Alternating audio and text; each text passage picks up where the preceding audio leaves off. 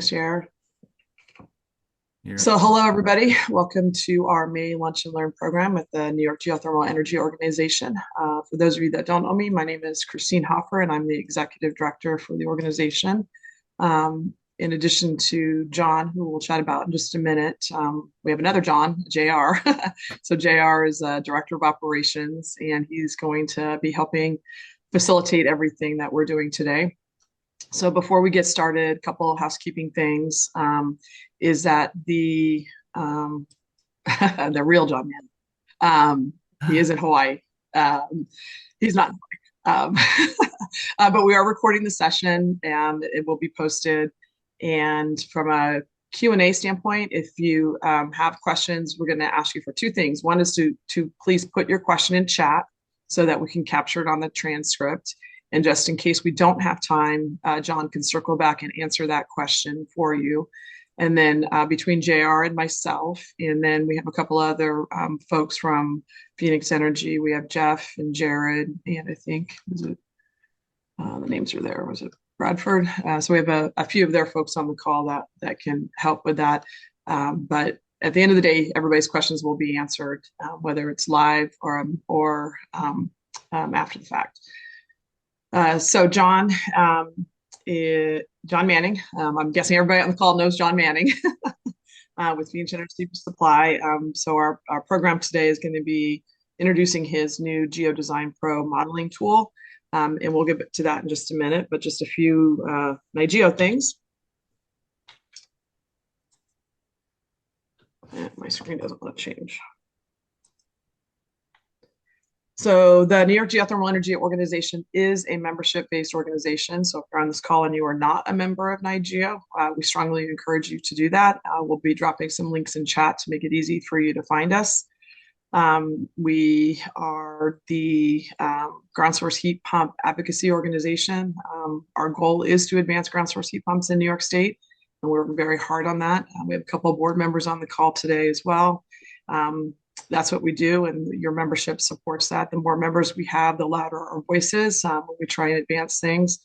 And if you've were on Let's Talk last 2 weeks ago, Bill talked about all of our policy initiatives and the things that we're working on to help advance our technology. JR does host a program called Let's Talk, which is not so structured, but it gives members an opportunity to come together and talk about things that are on their mind. And helps form some of the things that we do here at the organization. We are hosting our annual meeting on Thursday, May 14th at 11:30. Can capture that QR code quickly to register if you are a member. Again, we'll be popping into chat the various links to membership in this program and our New York Geothermal Conference for 2027, which will be in Saratoga Springs. The program will start on the 26th with pre-conference activities, including a drilling demonstration, geothermal site tours, and we have received confirmation that we will be able to visit the NY-GEO facility, New York State System Independent Operators. I think I got that acronym right, but the grid people. So that will be pre-conference activities and then 2 days of full conference education and activities. So John Manning. John is the owner and manager of two small businesses, which I think are probably bigger than small, I would have to guess. The Phoenix Energy Supply and Earth Sensitive Solutions. And John is a founding member of the New York Geothermal Energy Organization and a former board member. So without further ado, I'm going to turn this over to John. Well, thank you, Christine. Let me send request.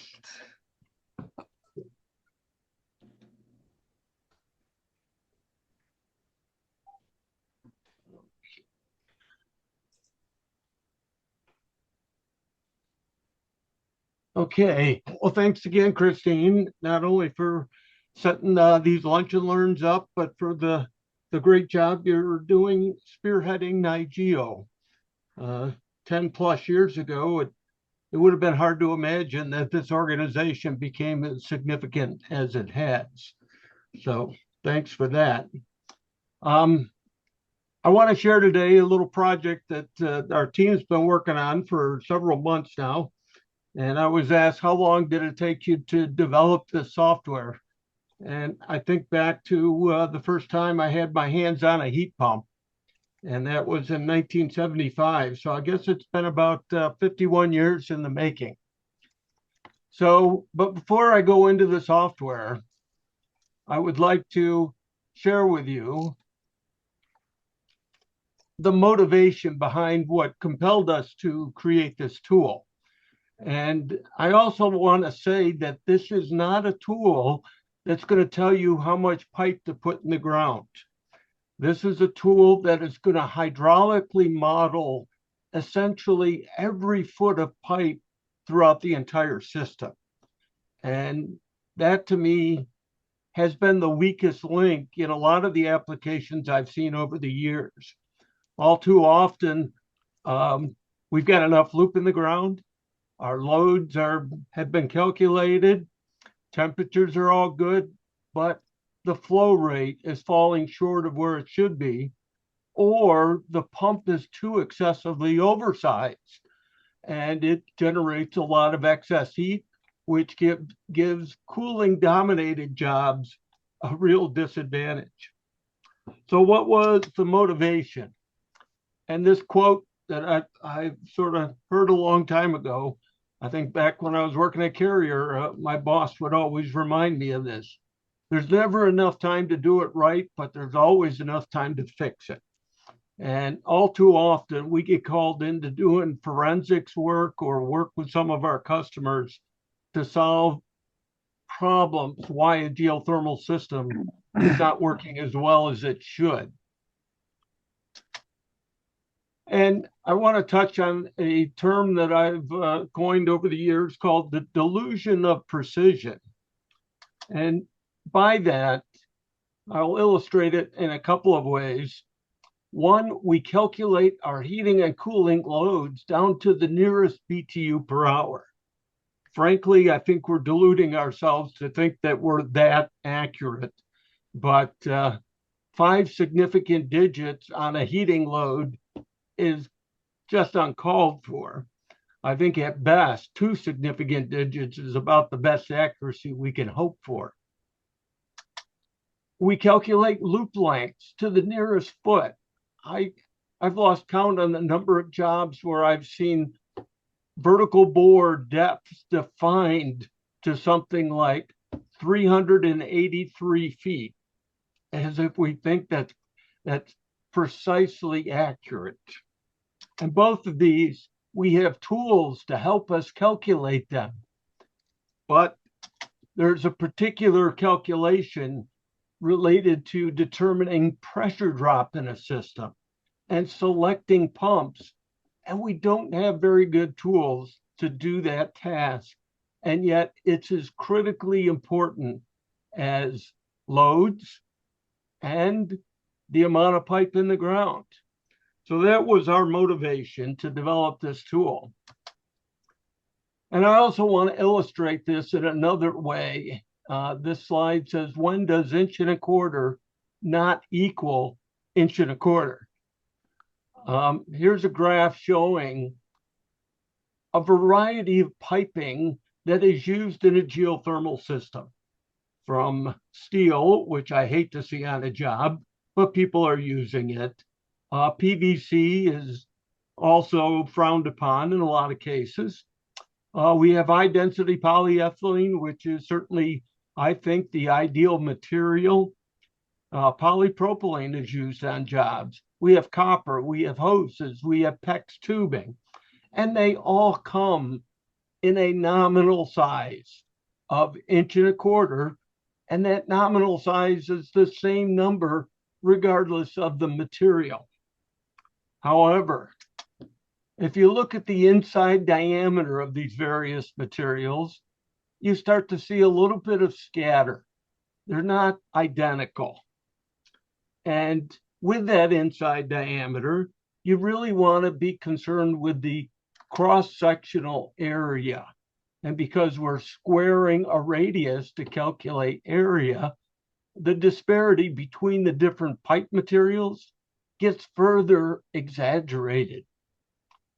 And then with that area, if we look at 12 gallons a minute going through an 1.25 inch pipe, we have velocity that is now being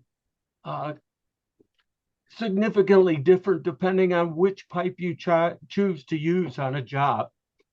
And pressure drop is a function of the square of the velocity. So now this chart illustrates the pressure drop difference between all these different pipe materials, and yet they're all 1.25 inches. So this is where we get into trouble. We don't know how to calculate or take the time to calculate the impact of selecting pipe materials on a job. So that was part of our motivation. The mission of our software is 3 things. The first is accurate. We want it to be as accurate as possible. So I'll talk a little bit about accuracy. The next thing we wanted to do is make the program comprehensive, to cover all the little nuances and facets that, although they may not be directly related to pressure drop, it becomes a tool that will help document and perform calculations on a variety of aspects of a job. And the last mission is we wanted people to be able to do it quickly, fast. If we can't save you time, then I'm sure you're not going to be interested in using the software. So let me talk a little bit about accuracy. Here's kind of a fancy formula that illustrates the dependency of pressure drop on things like velocity squared, density, the length of the pipe, friction factors, which are different for different type materials. And this formula is what we refer to as the Darcy-Weisbach equation. And it is recognized as the gold standard for trying to calculate, or at least to have a very good estimate of pressure drop in a pipe. Other ways we built accuracy into the model is we've incorporated an extensive library of pipe materials. I'm not a fan of some of them, but I know people use them. So we have 13 unique dimensional materials. We have 16 different sizes from 3/4 inch to 24 inch. Each has their own unique inside diameter and roughness factor. These things are essential for calculating pressure drop and internal volumes. Fittings are also accounted for with what we call the equivalent length method. But that extra footage associated with an elbow or a T is only accounted for in calculating pressure drop. It does not add volume to the system, further trying to improve the accuracy of our software. Additionally, antifreeze, we went to great length to calculate specific antifreeze properties. Currently, we have 3 antifreezes that are available in the software, essentially propylene glycol, methanol, and ethanol. And the user simply specifies a freeze point. And from that, we calculate the appropriate parameters like density and viscosity. Also, pipe sizing is done by the program. And essentially, we move to the largest diameter pipe and yet try to maintain velocities at least 1.5 feet per second. This gives us sort of the optimum pressure drop scenario, but all these values can be overridden by the user and give them immediate feedback on both velocity and pressure drop as they deviate from what the program calculates. Comprehensive. We have built an enormous number of little, what I call Easter eggs pressure drop at diversified flow rates, internal volume, antifreeze amount expressed in gallons, diameter size of each segment of a reverse return manifold, pipe and fittings required, so a bill of materials. We can create CAD drawings of a reverse return manifold. We can help balance a loop field without using balance valves. We calculate the flushing and purging requirements. We optimize valve manifold designs. We can select flow centers from many different types. We can fully configure heat pumps and develop the full model number, 17 digits for some manufacturers. We create a schedule of heat pumps. We can export that schedule to a spreadsheet. We can generate a bill of materials. We also can generate a report using AI to gather all the information from all the inputs, and it can save you time. And that's not all. There's a whole bunch more Easter eggs in this software that I encourage you to sign up and kick the tires. And hopefully you'll find some very useful features in the program that'll help you. So moving into the program, this is our front page, and it's live now at GeoDesignPRO.com. There is no cost to have an account.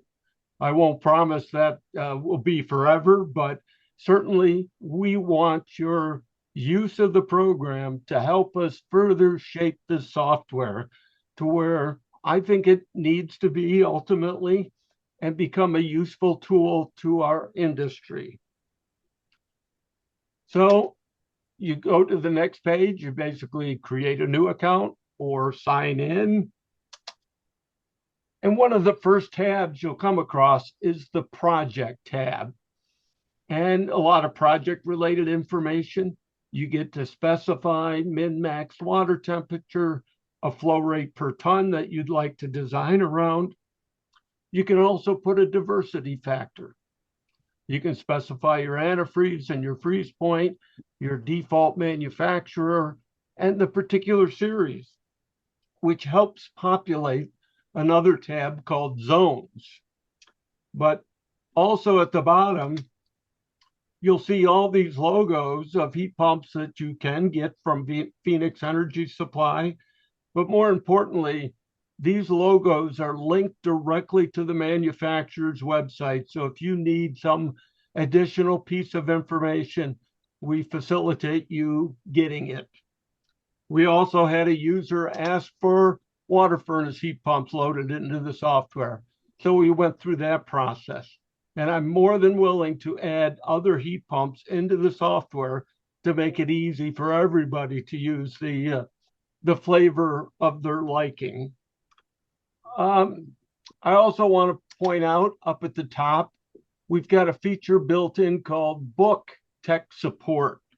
And with that, you can immediately access a scheduling tool to book an appointment with more than likely myself. We do have Brandon Clifford on staff, who I've charged with really helping to manage the software as we continue to grow it. So if you want to spend 30 minutes one-on-one learning how to use the software, perhaps developing a model of your own system you're working on, we'd be glad to do that. And frankly, I look forward to having one-on-one discussions with contractors and engineers and really walk them through this software and hopefully improve the quality of designs that are going out on the street. The next tab we're going to go to is the Zones tab. And this is where you identify each zone that is being served by a particular heat pump. The process is pretty straightforward.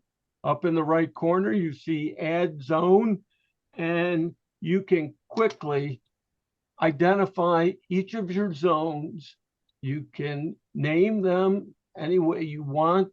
you put in your heating and cooling loads, you pick your manufacturer, you pick your series. The program will automatically pick a size of heat pump that can meet the worst case of either heating or cooling zones. But that is all based on AHRI closed loop rating at 32 degree entering water. If for any reason you don't want that particular size, you just pick a different size. The flow rate is pre-populated. It works off the GPM per ton you specified on the projects tab. You specify the pipe material that is going in and out of that particular heat pump, the size of that pipe, how long is it, how many elbows do you have, a CV rating of a two-way valve that should be used whenever you have more than 3 heat pumps, more than 2 heat pumps actually, and you've got centralized pumping.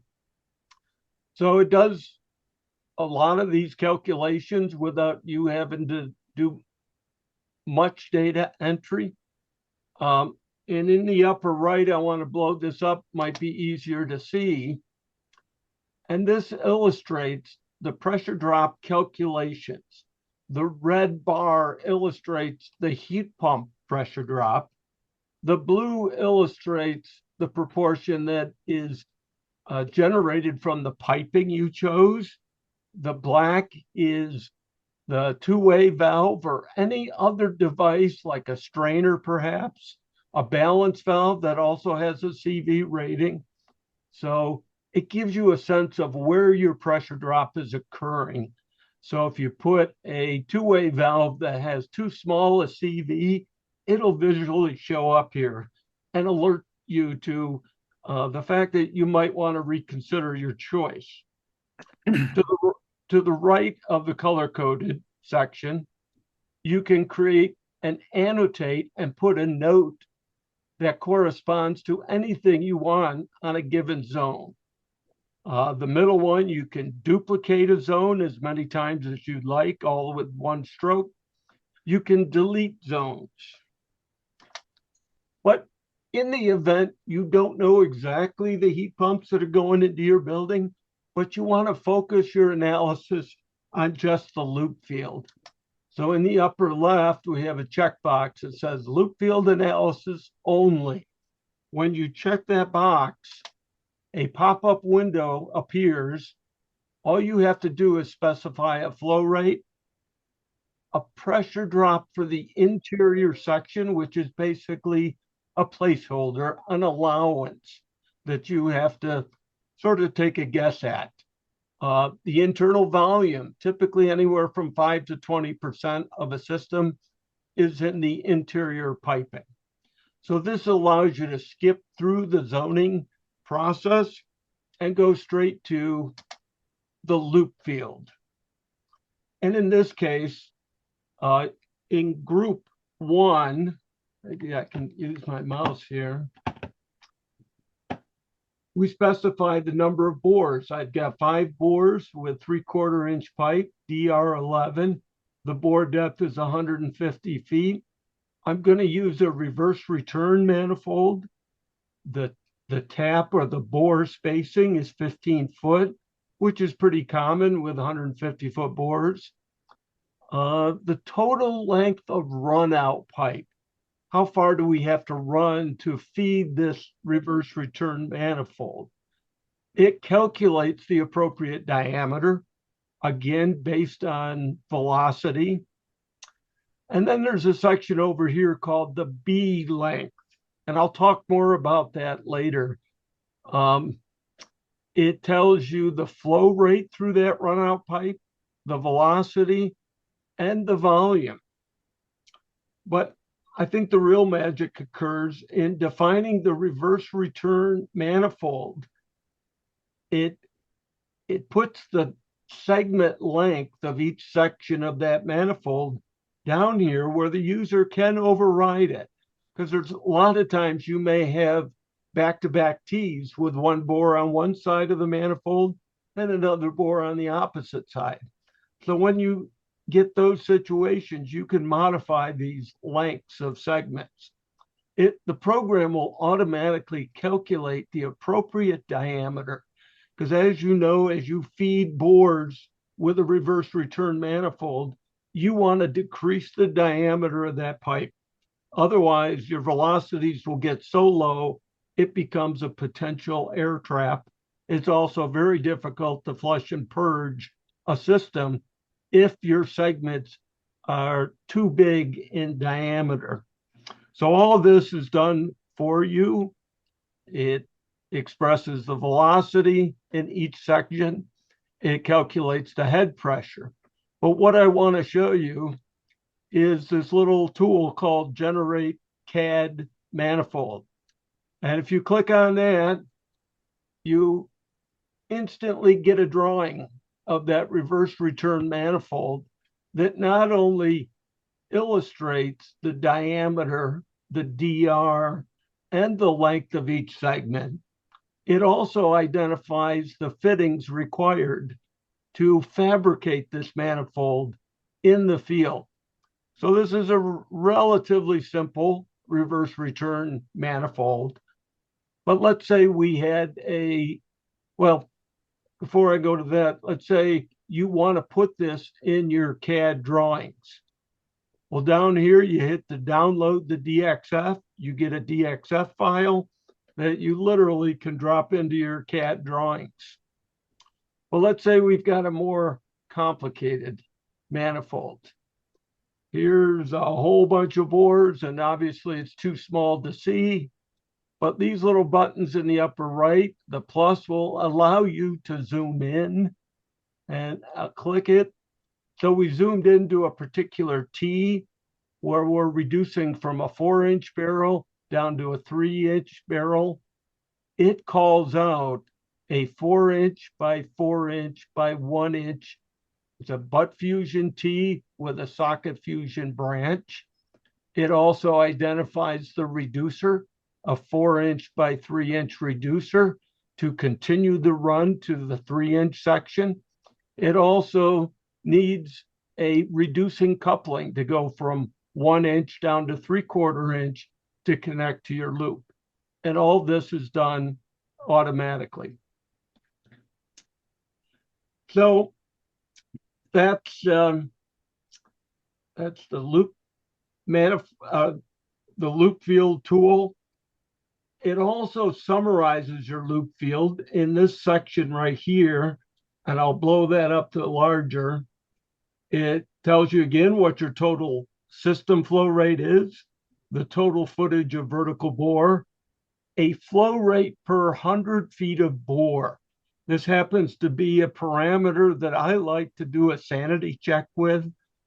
Roughly, if you're in the range of 2 GPM per 100 feet, plus or minus a half a GPM.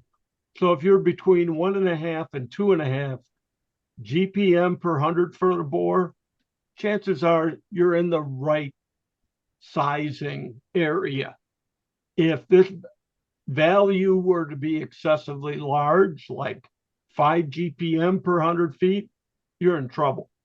If it goes too low, you are spending too much money on a loop field. So stay within that guideline of 2 plus or minus a half, and you'll probably be in pretty good shape. Also, it tells you the loop pressure drop. In this case, 21.4 feet of head. Tells you the volume of the loop field. So insightful information. We scroll down into the lower section of the loop field modeling tool. And this section, this area right here, which I'm sure is difficult to read, so we'll blow that up.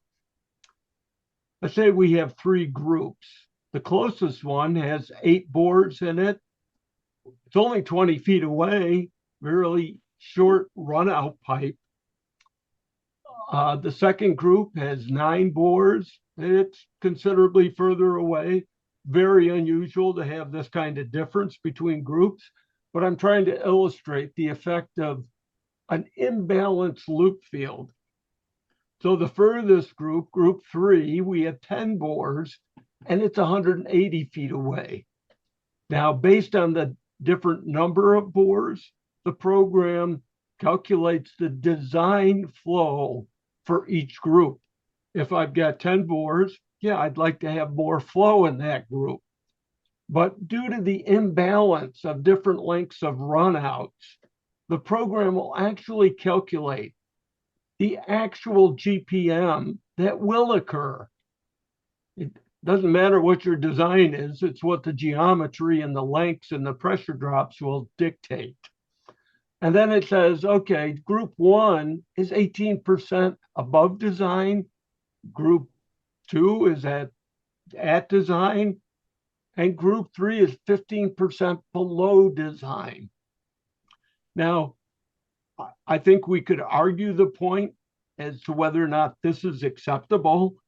And for instance, I've seen a lot of jobs where engineers put balance valves on manifolds to achieve balance across all the groups. And I question that. The need for balance should be thoroughly understood.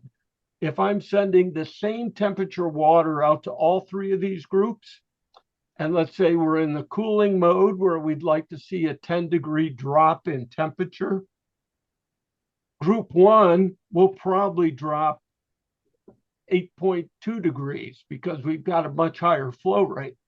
Group two will probably be a 10-degree drop, and group three might be 11.5-degree drop. But they're all going to come back together again and mix. And so on average, they're going to be about a 10-degree drop. So I'm not sure you're gaining a whole lot by having perfect balance. But let's say you do want to improve the balance. We give you recommendations to do it. In other words, the shortest run out, 20 feet, you could use 1-inch pipe, and that would add 9.8 feet of pressure drop and help force more of the fluid out to the furthest group. And the middle one, we could choke that down a little bit by adding some 1.25-inch pipe, an 1.5-inch instead of 2-inch pipe. But I chose to approach this one a little differently. I said, let's open up that furthest group. Let's change it to 3-inch, and let's see what can happen. So by adjusting the runout pipe diameter, a balance of plus or minus 3% was obtained, but also reducing the total pressure drop of the system down to 15.1 feet ahead from 21.4. So we improved the performance of the loop field as opposed to putting balance valves on loop field manifolds that will be a permanent ongoing pressure drop that is simply going to consume more pumping energy and adding that energy to your loop field. So I encourage everybody to, if balance is important, do it through the piping geometries. Moving on, another tab is called the distribution. You've got to be able to feed the fluid to all your heat pumps wherever they're located in the building. And we have several schemes here. The one I'm going to illustrate is simply a single distribution pipe that has T's along the way, and you get to define how long the pipes are, and the program will calculate the appropriate diameters. So essentially, all 5 of your heat pumps are going to start off here in the unassigned zones. And I can't illustrate it in a PowerPoint, but when you mouse over these, you get the little hand icon, and you can drag them down into your circuit. I forgot to mention, you could also have multiple circuits, but for the sake of simplicity, we're only going to have one circuit to work with. And by dragging and dropping, you'll end up with all 5 heat pumps being fed through a piping system that you can define. It tells you the flow rate in each section of pipe. It recommends a diameter based on the velocity goals. And if for any reason these heat pumps are not being fed in this order, you can simply drag and drop and move them to put them in the right order. And all the piping sizing will be recalculated as soon as you rearrange the order in which they're being fed. Up here is what I call the mechanical room. I'll blow this up a little larger. It allows you to look at a mechanical room and say how many feet of common pipe, and that's any section of pipe that is handling 100% of the system flow. So in this particular case, we're using DR11 piping in our mechanical room. It's 4-inch. I've got about 20 feet of it. I've got 6 elbows. We've also incorporated a bypass, which if you have a side stream filter that is basically bleeding some fluid off the discharge side of the pump, running it back through a filter into the suction side of the pump. And it simply builds in that capability if you have such a system. Also, you can specify the CV rating of devices that are quite common in a mechanical room, such as an air separator, a triple duty valve, other devices that need to be accounted for in the way of pressure drop. So you just put the CV rating separated by commas. It comes up with an equivalent CV, and it also displays your velocity and pressure drop associated with this entire mechanical room section of pipe. Moving on to the Flow Center tab, and the upper part of this screen is dealing with expansion tank sizing. And all too often I've seen jobs with excessively oversized expansion tanks. What we lose sight of is the modulus of elasticity of polyethylene pipe. It's actually counterintuitive. The internal volume of a geothermal loop field grows in volume faster than the fluid expands to fill it. So you're going to find the lowest pressures in your system occurring in the summertime when your loop is at its hottest temperatures. And let's say we want to stipulate that as being no lower than 15 psi. So with these slide bar tools, you can set it any value you want. But let's say for the sake of net positive suction in the pump, we set it at 15 psi. And the program will tell you that in the dead of winter, when the loops are at their coldest, the system pressure is going to go up to 26.3 psi. And so we can use this slide bar, and I set it at 27, and the program says, I don't need an expansion tank. The system pressure will modulate between 15 and 27, which is perfectly acceptable. If for some reason I wanted to reduce that acceptance all the way down to 1 psi of fluctuation, so minimum 15, maximum 16, it tells me I need 24.6 gallons of expansion tank volume, not necessarily the size of the tank. It's the capability of a given tank to absorb that much fluid. So it might be 80 gallon, might be 100-gallon tank to give us that much expansion volume.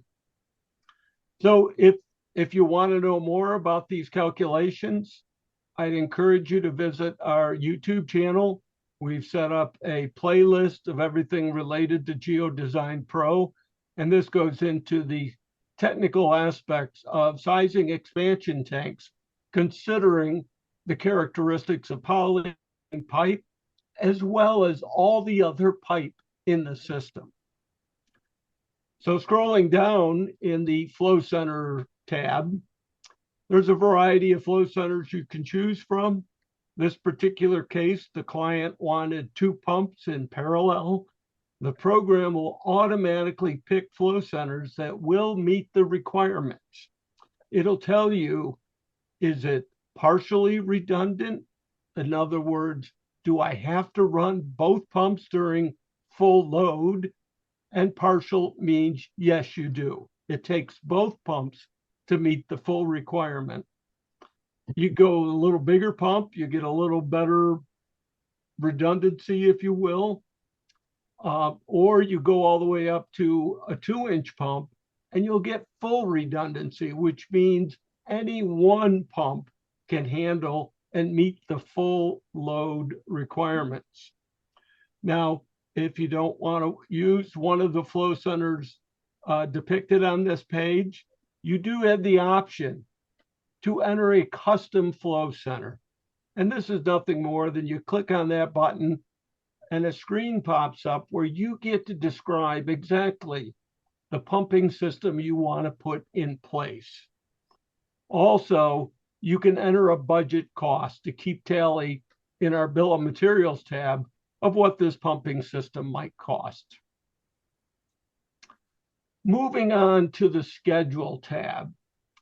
And our 5 heat pumps automatically populate the schedule, but there's a little tool called configure. And when you click on that, it brings up a screen that allows you to fill in the missing digits in the model number. You get to specify now, do you want a vertical or horizontal? And you'll go through the process. So in this case, I specified vertical. I want the de-superheater. I want a copper coax and not copper nickel. I want a left return versus right return.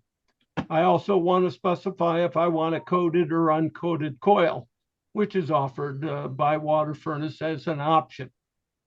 So as you specify all these aspects that are available from the factory, it gives you the full model number. It also gives you the full list price of that heat pump. But we're not through. You're going to want to specify some accessories. So we click on that. It brings up a whole list of possible accessories offered by the manufacturer.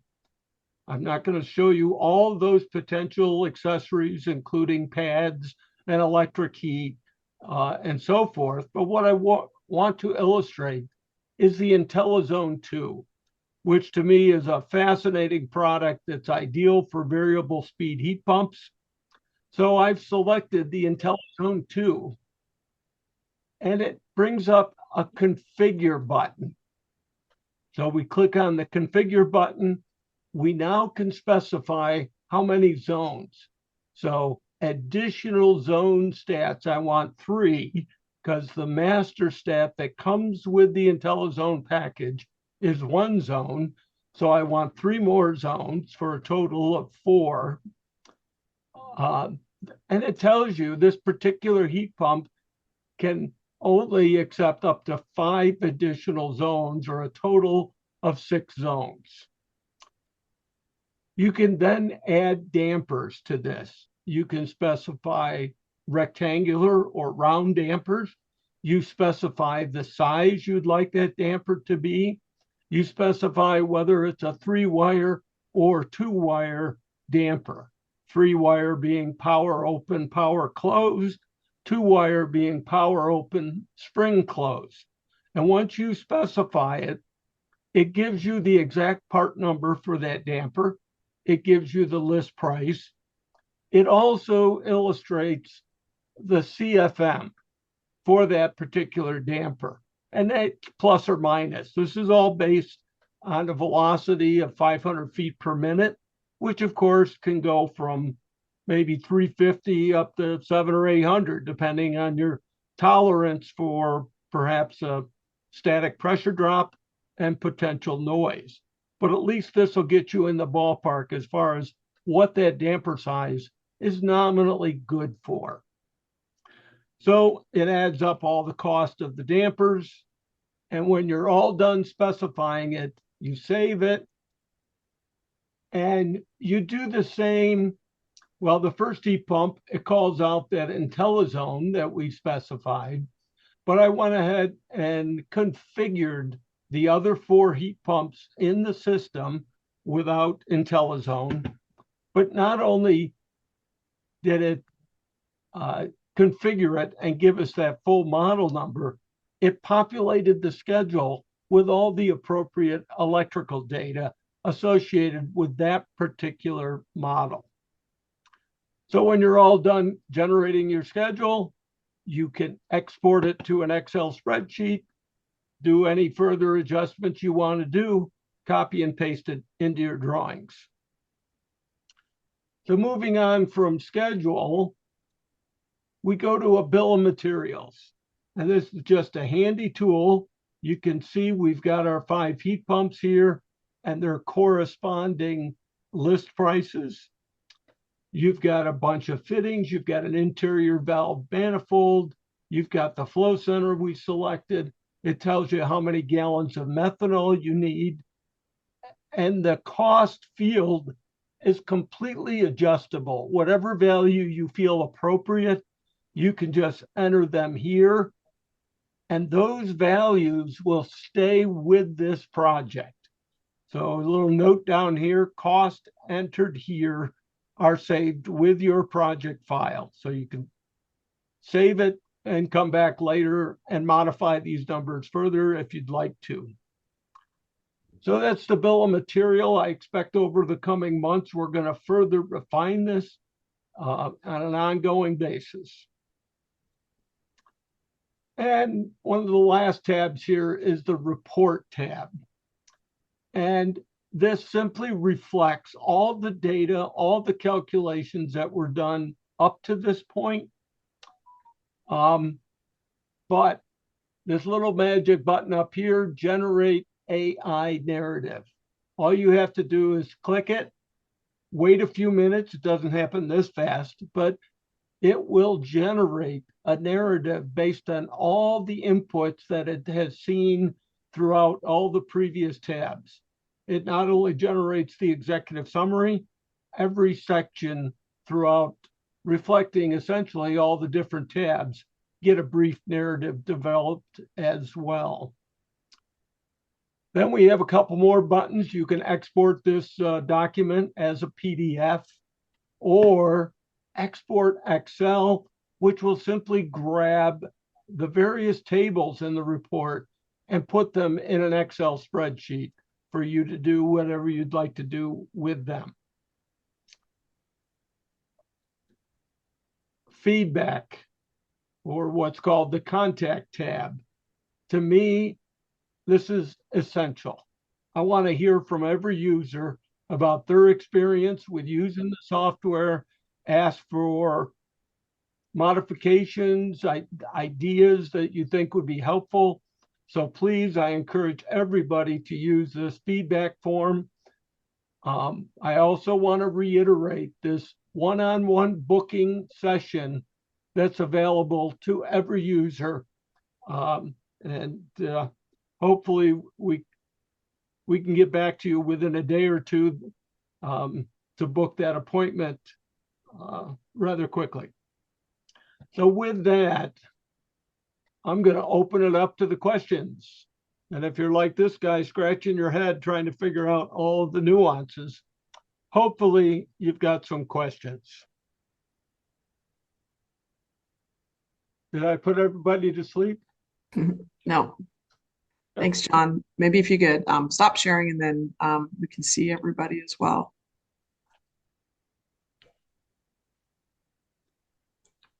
There you go. Okay, we can open up the chat window here.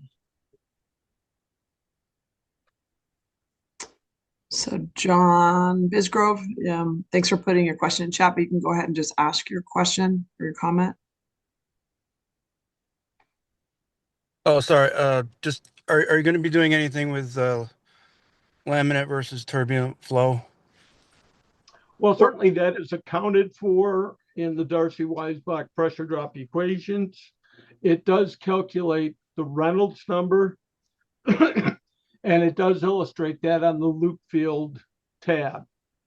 So you go down to the bottom, and if it goes below 2,500, it changes the formatting and alerts you to the fact that you are below 2,500, which is sort of the fuzzy line in the sand that we in the industry have said, if we go below, we'd like to perhaps increase our velocity to get some turbulence. Thanks. Yep. Excuse me. Do you have any other questions or comments? Come on, I know a lot of you guys out there. I know you got questions.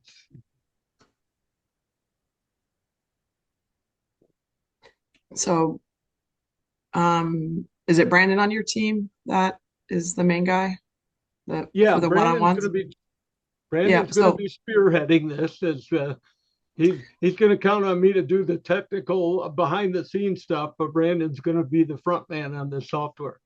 great. So we do have a question, but Brandon, why don't you just go ahead and quickly introduce yourself, and then maybe you could also drop your details in chat. Absolutely. Hi, Christine. Hey, everybody. My name's Brandon Clifford. Like John said, he's the brains behind this whole thing. But as far as keeping up with the feedback and just trying to get engagement on this thing, ultimately, we're trying to push geothermal, and we want some feedback on it. I think that everybody can see that it's useful, but until we get, how it's useful and what you want to see and where it can go, that's all what we want to do. So I'll send a chat here and follow up with everybody. And you guys don't want it any further. If it's not for you, feel free to just tell me to fly off. And if not, like I said, I'm here to help out and connect the dots where we can to push this thing forward. Thanks a lot. Yeah, thank you. So Jim Schneider, you want to take yourself off mute and ask your question? Can you hear me? Yep. We can now. So I went on and signed up and got an account with GeoDesignPRO, and then so it's all online. And so if you guys make changes to the software, then they all take place online. We don't have to worry about that, right? That's correct. And Okay. I'll alert you and our other users to the most recent change, which we just uploaded yesterday, is not 100% backward compatible. So if you have some previous projects and try to open them, you may get an error. We haven't seen a lot of projects saved, so I wasn't too concerned about it.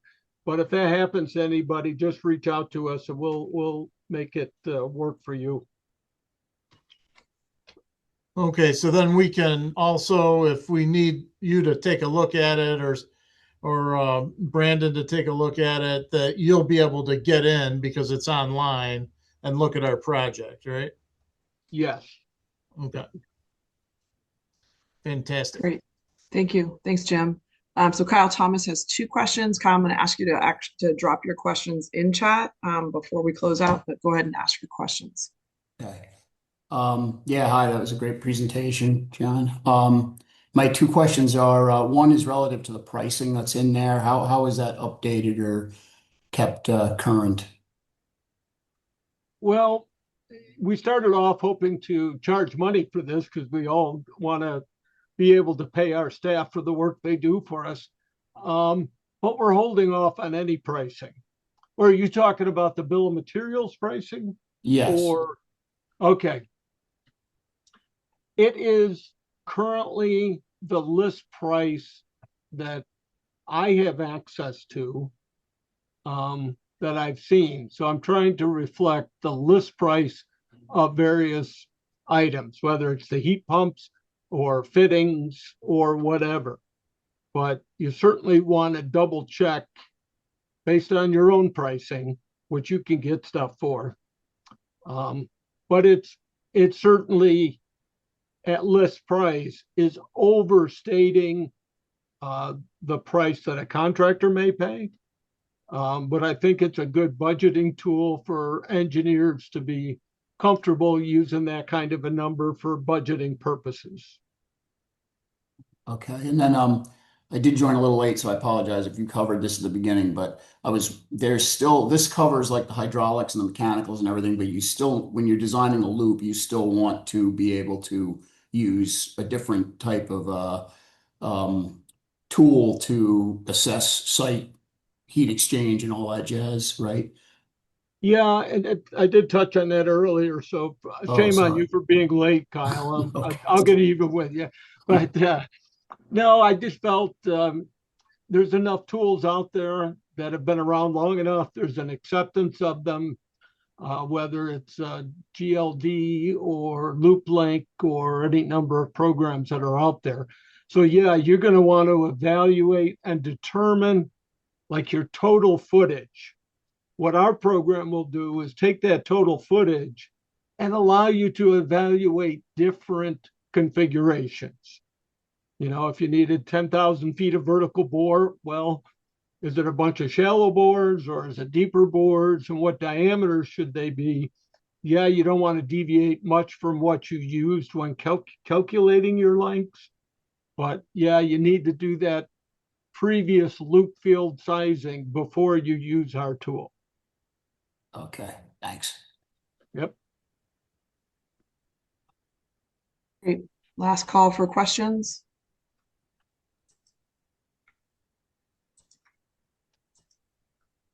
Good. Well, John, thank you to you and your team for putting this tool together.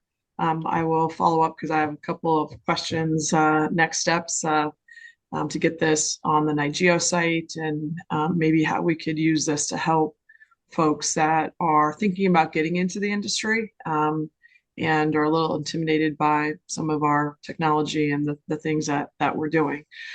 So thank you for putting this together and providing a tool for us to use to help advance our industry. Well, thank you again, Christine. And we finished almost on time here. We did, and we had a 5-minute buffer, so I'm taking that. So thanks again, John, and to the team. My buttons don't want to work. One of those days. So just a reminder of our conference in September, or excuse me, not September. It's going to be in April in Saratoga this year. So a little more accessible to some people or less accessible to others, but I think it's great. And our next Lunch and Learn is June 9th. And we'll focus on GREX with Ryan Dougherty, Brian Frosty from Dandelion, and Kelsey Klein from Carbon Solutions. This is a little bit of a follow-up from our conference, and hopefully we'll have a little bit more update on the GREX legislation that the policy committee at NY-GEO has put forward to help get past these GREX for New York State. So thanks everybody for attending, and we'll see you in June. Have a great rest of the day. Yeah, bye. Bye-bye.